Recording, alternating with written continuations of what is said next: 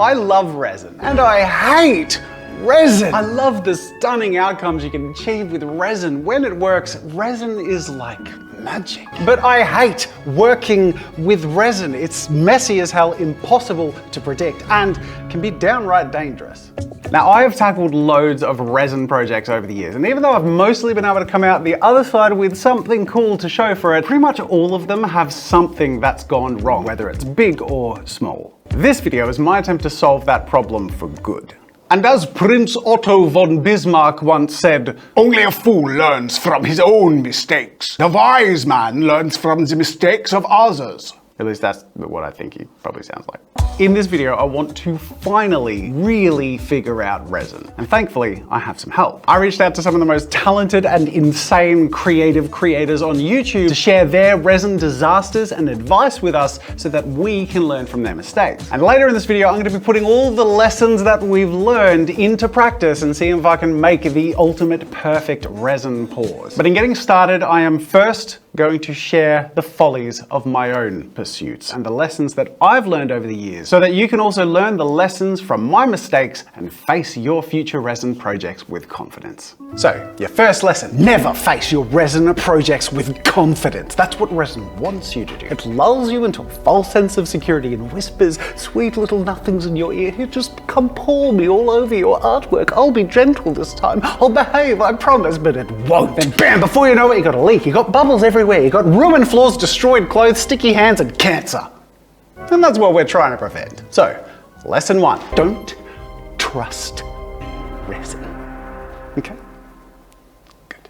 My first major resin project where I really started to get my hands sticky was the one inspired by NerdForge, the layered resin painting, which I did with UV resin, and immediately was introduced into the world of resin pain with my first failed attempt. I'd used too much UV resin, which I cured too fast, and used too much mold release, so the whole thing just curled up on out of my frame. Which taught me lesson 2, don't rush resin. Particularly UV resin, which cures under UV light. The more intense the light and the deeper the UV resin, the more heat is generated and the more unpredictable your results will be. So if you're curing resin with UV, slow down. Now, after a second attempt, even though I took it a bit slower, the heat generated through the curing process was enough to bow the frame that I'd created to hold my painting. Now, originally the sides were really bent in and I ended up just cutting them flat, but the back is still bowed. And when you put in all that work, you really don't want to be cutting and sanding down the sides to make it flat. Preferably, you want to work in such a way so that you won't have to cut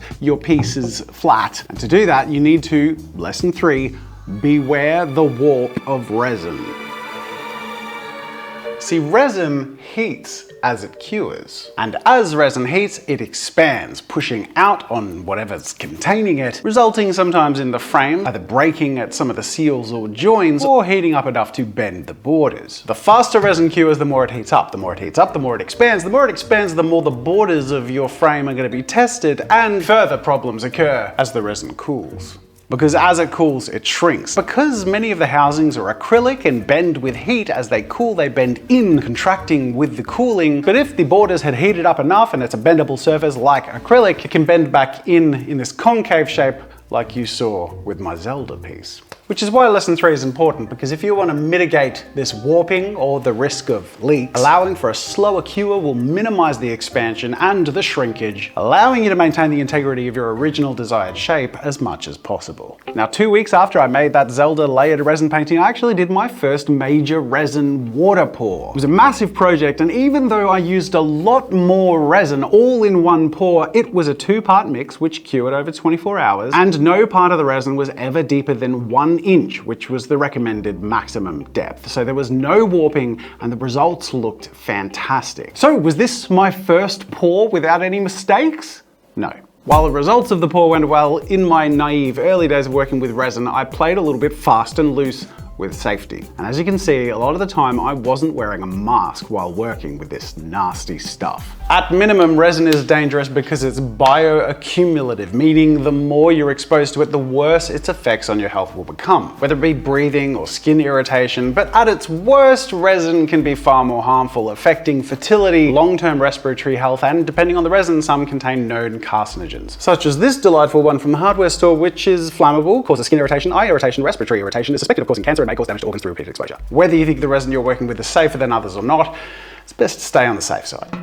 Now it's not the sexiest topic in the world, but when we're talking about resin, it is important to cover basics of safety, and that should include, where possible, goggles, a breathing mask that can filter out toxic air particulates, gloves, and ventilation. And in the case of that grand water pour, though the results were good, my safety standards were not, having ticked only one of those 4 boxes. So lesson 4, be safe. Now, aside from potentially having a negative effect on your health, the resin comes in all sorts of types, which, depending on what you use, may also have an adverse effect on your project. So whether it be UV resin, epoxy, polyester, polyurethane, silicone, or any other kind of resin, do your research and make sure you have the right resin for your project. We'll make that lesson 5.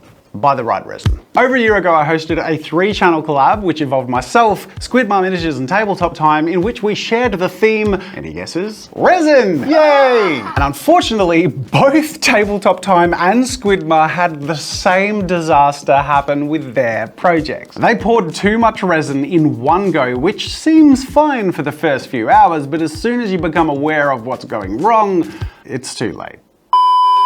Yeah, it turns out if you rush things, it doesn't always go to plan, things go wrong very quickly. But basically the issue is that much resin cracked. In the time it took us to go get a coffee, it's just exploded.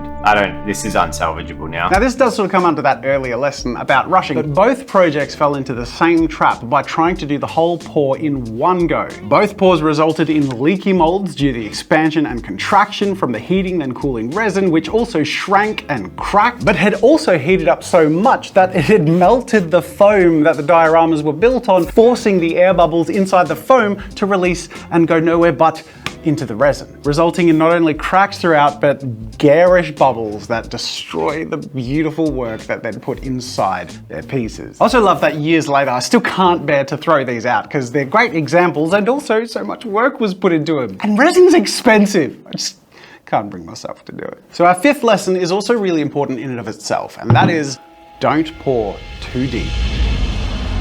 Now to help with this, every reputable brand of resin will come with instructions on recommended ambient room temperatures as well as recommended maximum depth of pours. So that also brings us to our 7th lesson. Read the damn instructions. He said mainly to himself, I'm not good at reading instructions, I admit it. Now, since my piece was the last to be poured in our 3-person resin collab, I got to learn from their mistakes and take it in stages and go much more slowly. And I made the much wiser choice of pouring my piece in dozens of different pours. And I was really trying to create a perfect and unwarped crystal clear cube that looks into a mesmerizing Mario water scene. And while this certainly fixed a lot of the problems and the cube kept its shape and there was no real warping, I didn't get the crystal clear cube that I wanted. It's so close, but if you get close enough to it, you can see all the different layers of the resin that have been poured. It's almost like the resin is like layers of glass lenses. And if you look at the stack on its side, you're gonna see those layers. And I really wanted it to be more like you're looking through those lenses where you get that cool immersive effect. So that brings me to lesson 8, think ahead. You won't always be able to predict it, but if you've learned some lessons from the past, think about how they might affect your current project, which I had pulled off in my previously done scrap in my fire resin diorama piece, because the lens is the front where we're looking through and the layers of the pores, though very visible, aren't your point of attention. And I could have gotten that perfect result I wanted if I only had have constructed this to be poured lying on its back, so that the final layer would be the front of that lens that we look through. Unfortunately, the clearest vantage point is the top. I mean, this still looks pretty cool. Now, so far in my journey, even something as simple as resin cubes have proven really difficult. So you would think in a project where I would attempt to make an epic crystalline resin sword, it would be far more complicated and things would go wrong when making the blade. Well, actually, no, that went surprisingly well and did it in one go, which is great. So this one went by without any resiny disasters. Victory all the way, huh? No. because though the blade turned out really well, I wanted to attach it into my handle, which I thought I could do with a resin pour, but I hadn't sealed it properly. Well, it was really cold in the warehouse over the weekend, so it was a really long curing, and there's resin everywhere, so there was definitely a leak. I don't know how much resin is in there that's keeping it secure, but there's definitely a lot of resin everywhere else. Any gap or hole of any size will cause you problems no matter what. So lesson number 9 is make it watertight. And watertight means watertight. If you can pour water into it, it won't leak. Sometimes, depending on the project, you can even test the container or thing you're pouring into with water. But if you can't, make sure to seal it as best you can. I recommend silicone or hot glue on the outside, and I tend to put a bead of UV resin on the inside along any join that I cure first, which also then bonds to the resin that I pour in. And even if you think it's properly sealed, be prepared in case you're wrong. Make sure you have a silicone mat that you're working on, preferably even a container that, should all of it eventually leak out, you can dispose of and cry yourself to sleep. And the container will catch your tears as well, so it's doubly convenient. Now, last year I had a project I was very excited about that was also very ambitious and very scary when it comes to resin. That was this giant Resin D20 with a dragon embedded inside. And I'd sculpted a dragon I was super proud of, and I'd made a D20 shaped container that was definitely watertight and ready to pour into. But I didn't want to pour this in layers because I didn't want that stacked lens effect. I wanted one deep pour that you could see into, but as we know, that comes with various risks. Now, around this time, Evan and Caitlin had released a video continuing their series where they try and immortalize a pumpkin in a cube of resin, which actually had some amazing tips which I followed to try and get this big deep pour to cure slowly and safely. However, the first problem emerged as soon as I mixed and poured my first batches of resin. What do? Do we hope it gets better over time, or do we jump ship and try and switch resins? I mixed a huge amount of resin that was looking super cloudy, which I ended up needing to dispose of because I didn't want to ruin my sculpture on a pour going wrong. The problem actually wasn't with the resin itself, it was actually with the room temperature. I left a cup of the same cloudy resin outside, which warmed up in the sun and became much clearer, as opposed to the colder room temperature that I mixed and poured in. So having learnt from that, I remixed the same resin, but this time took the whole thing outside to heat up and let it clear a little bit, and then I went about going through my slow cure method that I learned from Evan and Kayla. So lesson 10. Ambient temperature really matters. So even when it comes to mixing and pouring your resin, it might have an effect on the clarity of your resin. But when it comes to curing as well, if it's too hot, your resin will cure too fast. And you can, as has been shown, reduce that rapid rate of curing by containing it in a colder atmosphere. I've created enough resin disasters to bury me, so I'm hoping the 10 lessons that I've learned from experience will help you not go through them. But to help you even further, I reached out to a whole bunch of cool YouTube friends of mine and asked them to share their worst resin disasters as well as their top 3 lessons and tips that they've learned, so you can learn from all our mistakes.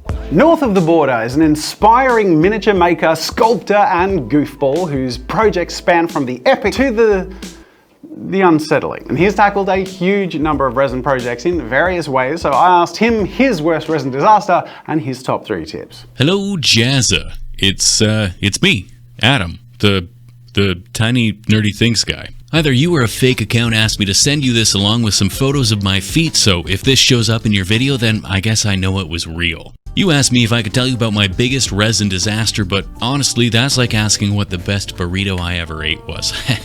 I have no idea. There's been so many. However, there is one in particular that I don't think is salvageable.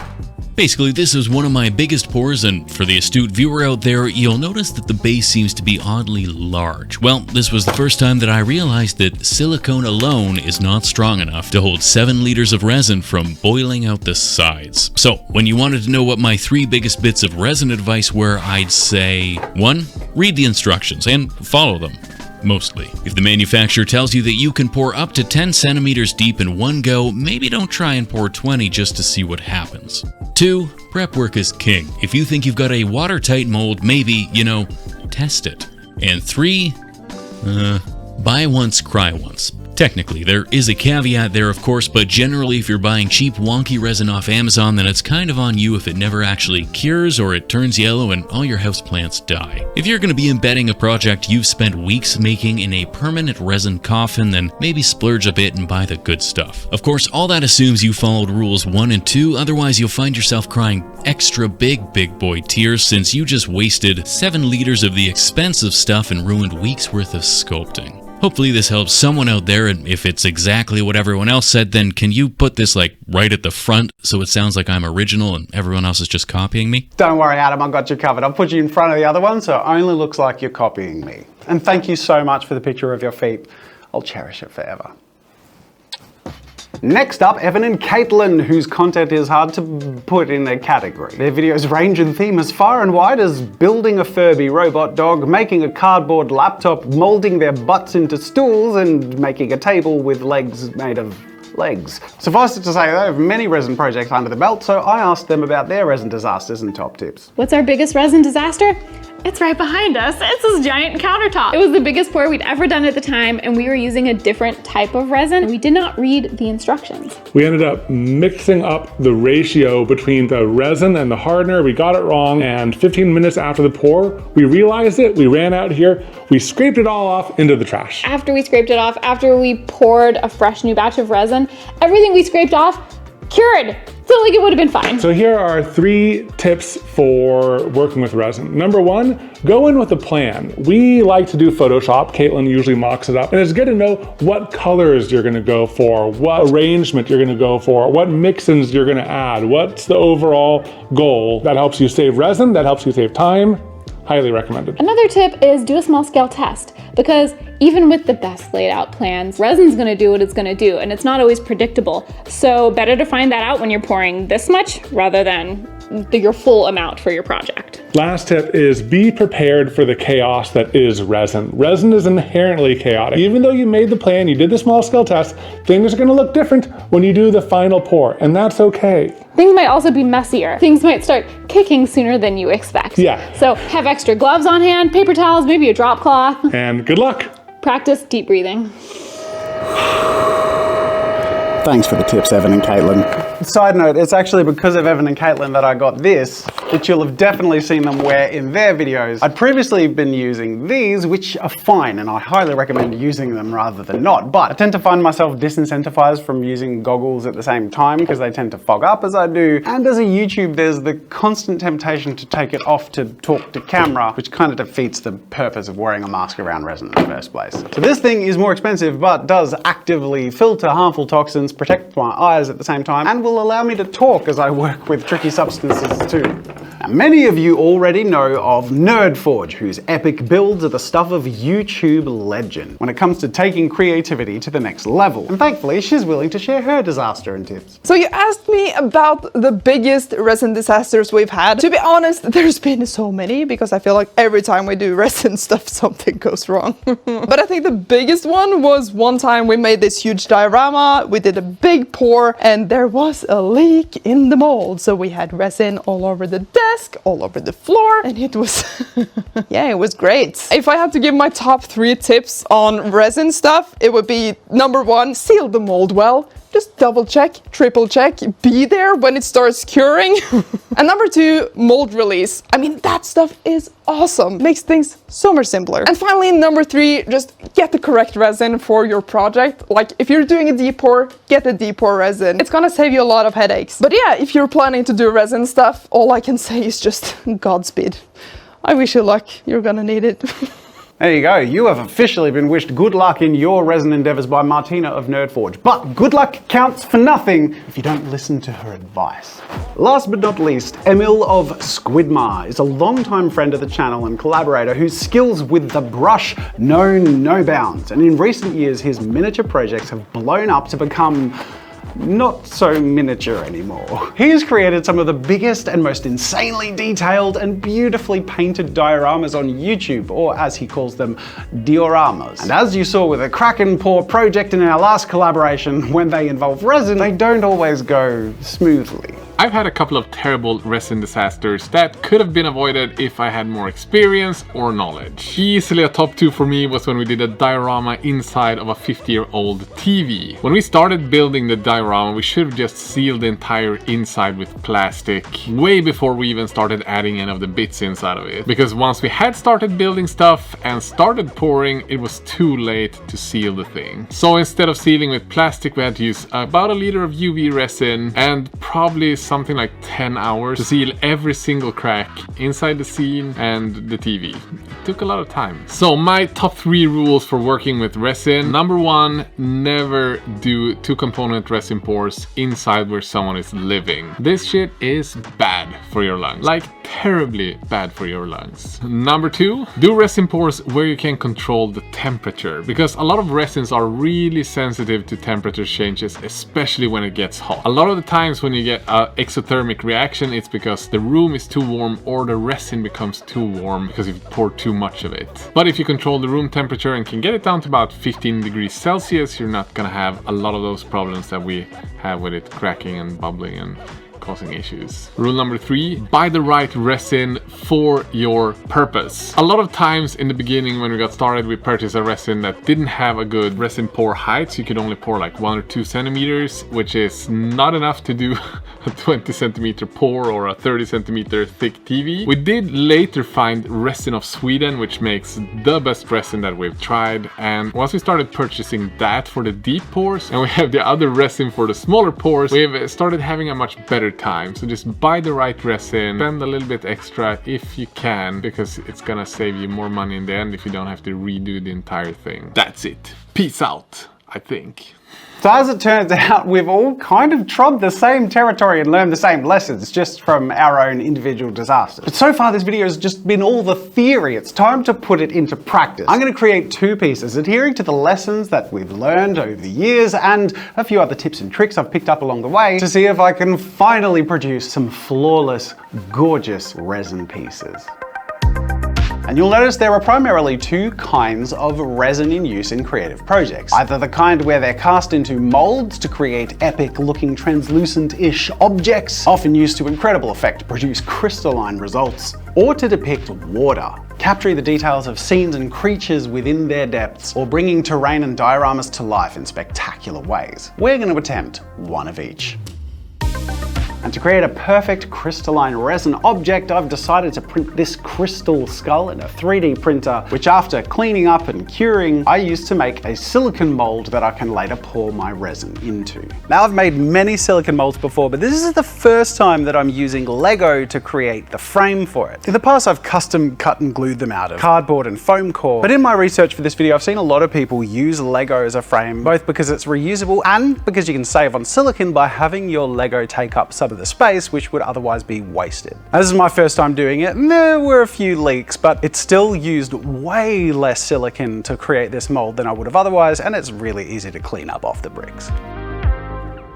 The silicone mold is done, and now it's time to pour in resin, and the name of the game is going to be minimizing bubbles to make it as crystal clear as possible. And there are 3 things I'm going to be doing to minimize them. The first is be as gentle and unobtrusive as possible when I mix the resin. Now, so far, I've usually just done it with a stirring stick in a cup. That does have the tendency to fold bubbles in and sort of stir things up in an uneven way. However, when I've mixed big batches, I've used this big paint stirrer, and that actually does a really good job. So I thought I'd 3D print some mini little paddles, which you can find on pretty much any 3D printing website, which fit into a drill, which I can use to have a mini version of my paint stirrer. The second thing is a vacuum chamber. Oh my God, this is such a mess. A vacuum chamber. Well, this is the chamber. This is the vacuum. The vacuum sucks the air out of the chamber, and if I have a cup of resin in there that's mixed and ready to pour, it will also suck air out of the resin. So bubbles will rise to the top, and then hopefully you'll end up with a really pristine, fairly bubbleless cup of resin that you can then pour into your mold. After that, the third and last thing is a compression chamber. Now, I haven't used one of these before. This is new. It's basically a big sturdy pot that vice-like grips itself shut so that you can do the opposite of the vacuum chamber. Push air into here so tightly that rather than sucking bubbles out, any bubbles that are remained are compressed inside the resin to be even smaller, because all of the big air out here is sort of taking up more of that pressure space, and that will go in there to cure. I'm a little nervous with this one because admittedly it's bigger than the recommended pour depth in every direction, but, I mean no buts, I'm breaking one of my rules. Let's hope for the best.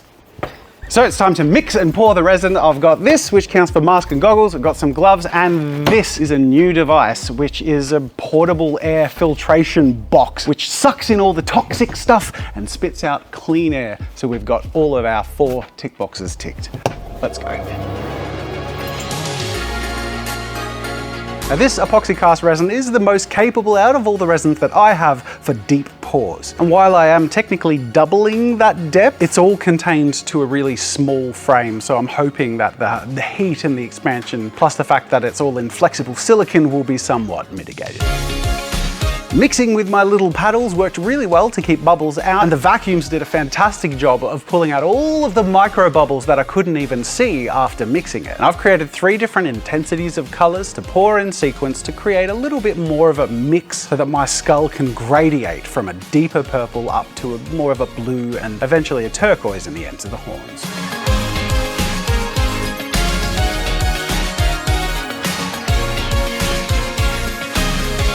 With the pour done, I popped it into the bottom of my compression chamber, and then we're going to put that aside and move on to my second attempt at the perfect resin pour. The second major type of resin pours that you'll see around the place, the deep water pours. And it all starts with the container that I'll be pouring into. Now I'm fortunate enough to have a laser cutter, which means that I can cut specifically sized cube housings out of clear acrylic, which makes for a really snug fit and also entails that the surface that I'm pouring into is perfectly flat and has a sheen. It works really well, you just need to make sure to use mold release so that the resin doesn't cure and attach bonding to the acrylic.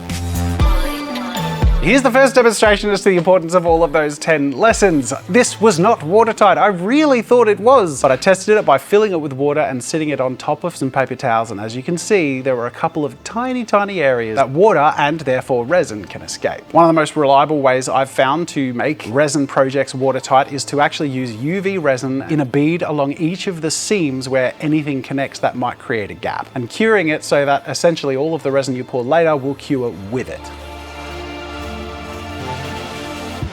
After another watertight test, we're good to go. So I laser cut a little platform area to fit perfectly inside the bottom of my box and got to work establishing my underwater scene.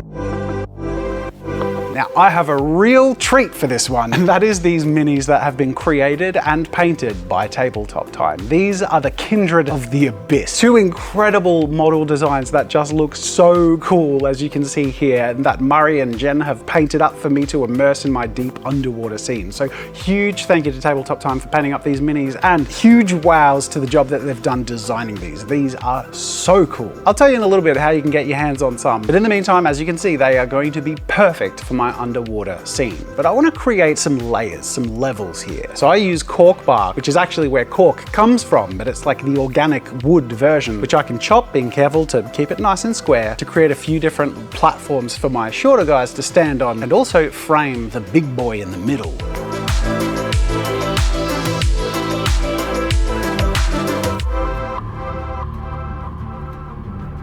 Then I wanted to create some organic undulation on the seabed to give the vibe of this dystopian civilization living deep under the sea.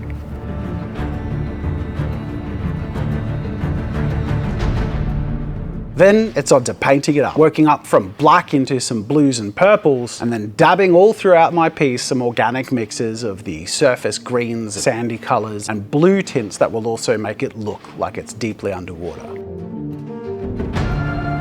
Finally giving everything, including my little soldiers, a bit of a dry brush from the rear direction with black, so that if I look at this piece from behind, I can see the silhouette of the entire piece, and it creates a sort of second perspective that you can see the piece anew from.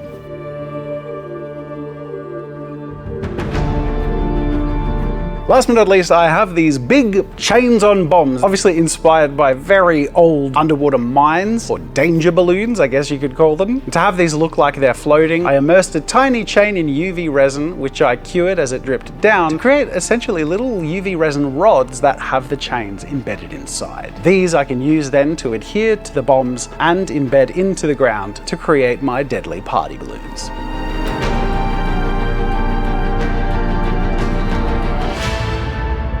I absolutely love this composition, and I'm really hoping the resin is gonna look schmick. Luckily, the awesome foundation of these minis and the paint job will really help. Now, these miniatures were designed in-house, led by Dave from Tabletop Time. So if you love the design of these epic, dark, gritty diver suit soldiers, there's a huge amount of options of these two types of soldiers and a huge amount of stretch goals to really help take this faction to a whole new level. So if you're into hobby wargaming and miniatures, go check it out. The Kindred of the Abyss have awesome lore and a really cool design and a whole bunch of possibilities that we can also bring to life with your help. Go check out the Kindred of the Abyss on BackerKit, which launches first thing next year. And aside from getting your hands on these gorgeous minis, if you back our campaign, you also have the option of adding the entire Space Bears collection for only $100, or our Lucha Vera collection, which are combined hundreds of incredible miniatures and a huge support to Tabletop Time and my studio. Check it out with the link in the description if you want to have a blast with miniatures too. We get to use quite a bit more resin for this one. The maximum recommended depth is 30 mils or 3 centimeters. So having pre-measured and of course carefully stirring and sucking all the bubbles out, I carefully and slowly, starting off on an angle, fill up my scene and do my best to make sure that any potential bubbles or air that might be trapped can work its way out as I slowly pour the resin in and fill up to that max depth line. Then it's a matter of just popping it in my pot and using a compressor for the first time to hopefully make my 2 resin pieces the showcase of how to achieve the perfect resin. It's the next day and I'm scared to open it up. But I did have a little extra resin at the end that I just chucked in a mold that we had lying around, and I don't see any bubbles. This wasn't even in the compression pot. This was just from the suction and from mixing it carefully. And I went, oh, okay, so this is what we were talking about with the varnish thing. This mold was made from a matte sculpture, monster clay. So the resin is matte as well. But you can fix that by either putting more resin on top or gloss varnish. And there we have it. All of a sudden, this is a gorgeous, very shiny and quite translucent piece of resin with no bubble. Oh, no bubbles. There's no bubbles. So in the pursuit of perfect resin, we need to do that. It has held the pressure overnight. It stayed at 60 PSI and it didn't drop once. So it's held all of that compressed air. Now it's time to see how the pours turned out. Ooh, ooh, I don't see any bends or licks in this. There we go. I don't see a single bubble. Now you can see there has been a little bit of warping, but nothing has actually warped the frame. So really minimal and no bubbles. No bubbles. All right, this one I'm a little nervous about. Oh, and I've got a stuck leg, which means I've got a little bit of resin spilled, but not a lot. That's way better than I expected. I thought this might have exploded out of it, but it looks like there was like a little leak. It's barely sunk below the line at which I poured it. So let's see how the pour turned out. Okay. That looks sick. Oh, that's great. I mean, look inside. Right? So even though I did those gloss coats on the outside, still a little matte. We can still get clearer, but we can do that with another few coats of varnish. So it's just a matter of taking our almost perfect skull off to the side, giving it a bash with a few layers of gloss, and then our perfect crystal skull can shine.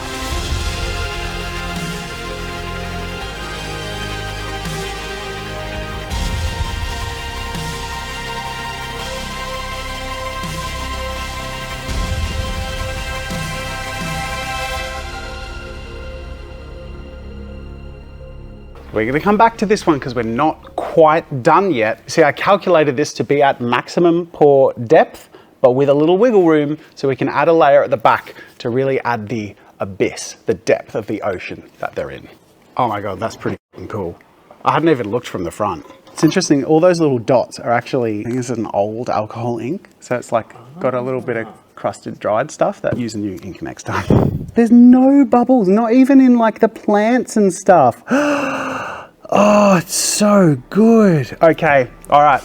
This is gonna be great. We're gonna take it over the finish line with UV resin. Now, if this video teaches you anything, it should be that even if you follow all of the steps and all of the instructions, things will still go wrong. And in this instance, the surprise challenge was air that's trapped inside elements of my scene, specifically the cork bark and the 3D prints. And as the UV resin heats up and cures, it sort of suctions any air and bubbles out, and they have nowhere to go but float inside the resin in an obnoxious way, which is scary, especially because the top is always the first to seal, trapping the bubbles in.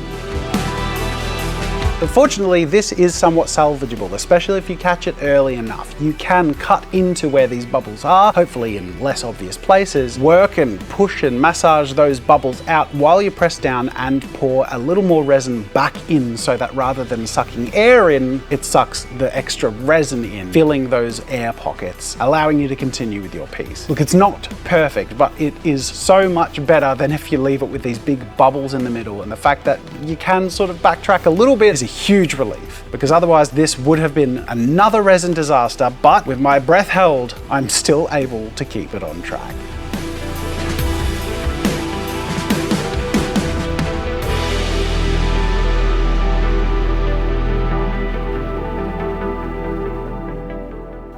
That is fully cured. Now, let's remove the frame and see what we have.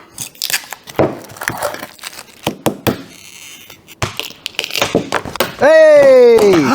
Ooh, yeah! This is almost perfect. So I'm just gonna quickly do a border with sticky tape and just do one last flat layer of clear resin, clean it all up as much as possible, and then we have a pretty nice block of resin.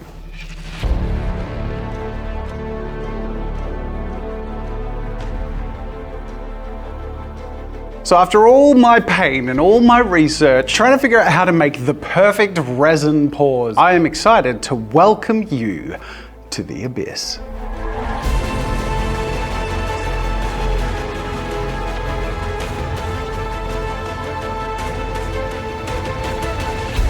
There are some minor flaws that I think are pretty unavoidable when you're working with resin. It's really hard, but I am incredibly proud of how this has turned out. And I'm also really excited to share with Dave what I've done with these models that he's designed.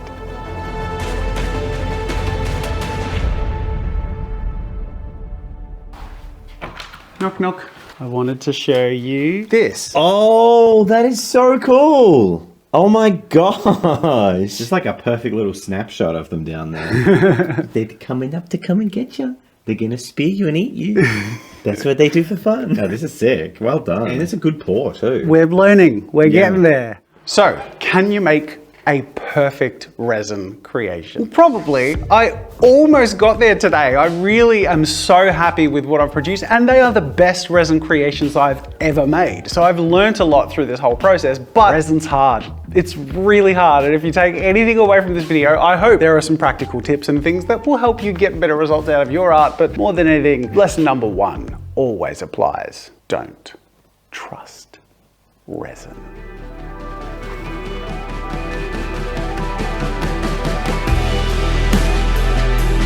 This video took quite a lot of work and time to put together, but I really hope you love the results. Huge thank you to my fellow YouTube creators who have contributed to this. I'll link to their channels in the description. Go check them out. They're amazing. And so are you. Thank you so much for watching this. I really hope you've enjoyed it, and if you have, please consider hitting like, leave a comment, and subscribe, because those are the things that help YouTube show my videos to more people and help us make awesome creations together. And of course, massive thanks to my patrons for helping keep this channel going. Your support really means so much to me and really helps me put the best that I possibly can into every video. So if you want to join our Patreon club, check that out with the link in the description too. That's it for now. Thanks for watching, and until next time, I'll see you later.